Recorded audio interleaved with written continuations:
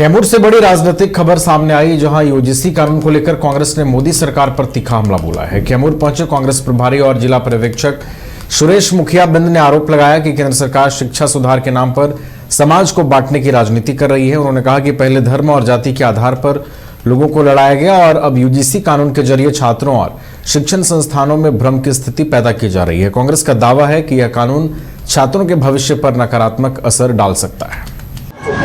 नरेंद्र मोदी का काम ही है लोगों को लड़ाना।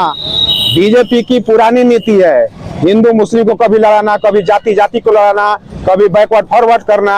यह भाजपा का काम ही है लड़ाना। लड़ाने का काम ही इनका करना है और रोटी सेकते हैं, राजनीति इनका करना ही लड़ाना है।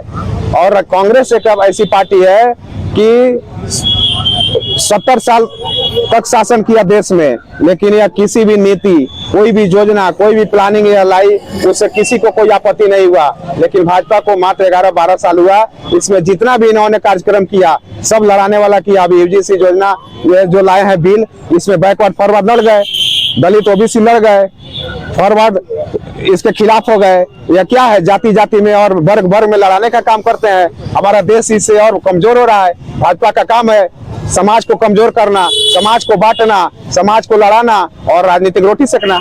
क्या मानते हैं इस बिल को? एकदम यह बिल जो है विवादित बिल है। विवादित बिल नहीं होना चाहिए। समाज में शांति सौहार्द कायम हो ऐसा बिल होना चाहिए। गया जिले में रेलवे आरपीएफ पोस्ट परिसर में लगाए गए मेडिकल कैंप से राहत भरी तस्वीर सामने आई। अब तक जांच कराए गए 55 आरपीएफ जवानों में अधिकांश पूरी तरह फिट पाए गए हैं। मेडिकल जांच के दौरान केवल 4 नए कर्मियों में हाइपरटेंशन और 1 में ब्लड शुगर की पुष्टि हुई। शेष सभी कर्मियों की रिपोर्ट सामान्य है।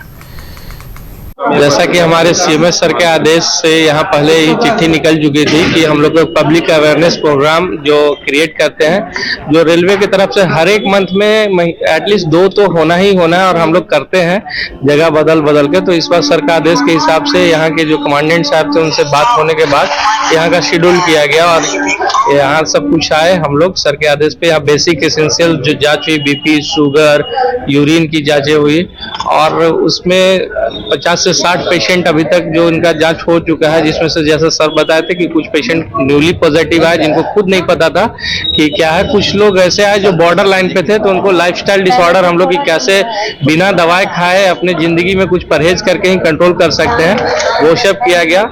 और हम लोग को जो रेल की तरफ से जो बेसिक अच्छी दवाइयां थी जैसे विटामिन D3 वगैरह और जो भी जांच की सुविधा वगैरह थी, सब कुछ देके इन लोग को एक काउंसलिंग थेरेपी टाइप का दिया गया। और जो जरूरत से ज्यादा है, जिनको दवाई की मदद लेने की जरूरत है, फिर उनके लिए हम लोग इन्हें रेलवे हॉस्पिटल बुला के फिर उनका मैनेजमेंट करने का काम करने।